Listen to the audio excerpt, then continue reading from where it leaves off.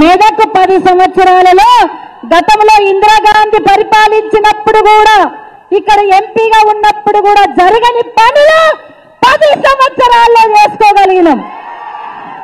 రేవంత్ రెడ్డి గారు మొన్న ఇక్కడికి వస్తే మా మెదక్ జిల్లాకి ఏమైనా మేలు జరుగుతా అనుకుంటున్నాం, కానీ ఒక్క పైసా కూడా అనౌన్స్ చేసుకోలే. అభివృద్ధి అంటేనే మీకు తెలియదు. నువ్వు ఒక్కటే మాట అడుగుతున్నా, మెదక్లో అభివృద్ధి జరగలేదన్నారు మీరు. అభివృద్ధి జరిగిందనడానికి నిదర్శనము కూడా మీరే. ఎందుకంటే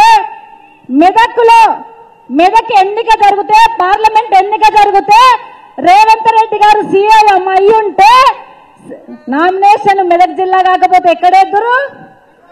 సంగారెడ్డిలో ఎద్దురు. నిన్ను సీఎంగా మెదక్ ప్రజలు, మెదక్ జిల్లా కేసీఆర్ గారు చేసిన జిల్లా అయింది కాబట్టి నిన్ను ఇక్కడికి రప్పించగలిగినాం, ఈ చౌరస్తాకు రప్పించగలిగినాం. మెదక్ జిల్లా అయింది కాబట్టి నామినేషన్ వేయడానికి రేవంత్ రెడ్డి చౌరస్తా నిలబడి ఇక్కడికి వచ్చి కేసీఆర్ కట్టించిన కలెక్టరేట్ లో నామినేషన్ వేసిండు. కేసీఆర్ గారు వేసిన రోడ్డు మీద నామినేషన్ ర్యాలీ నడిచింది. మీరు చౌరస్తాలు నిలబడి మాట్లాడిండు.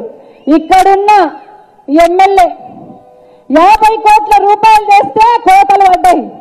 ఈ చౌరస్తాలకు నేను ఆల్రెడీ 50 కోట్లలో పెడితే వాటిని కోతలు పెట్టిండ్రు. టీఎఫ్ఐడిసి 37 కోట్ల రూపాయలను మనం తెచ్చిన వాటిని కూడా వేరే పేరు మార్చి పేరు పెట్టి ఆ కథ వచ్చి ఈ కథ చెప్పి అభివృద్ధి మాత్రం శూన్యం. మీరొక్కటే చెప్తా ఉన్నాను, మీరు ఇచ్చిన హామీలు నెరవేర్చండి. ఏదో చిన్న ఇబ్బంది వచ్చిందని అనుకుంటుండ్రేమో, కానీ తెలంగాణ ప్రజలు కేసీఆర్ వెంట ఉన్నారు, మెదక్ జిల్లా ప్రజలు కేసీఆర్ వెంటున్నారు. కేసీఆర్ ను తప్పకుండా మళ్ళీ సీఎం గా చూడబోతాం.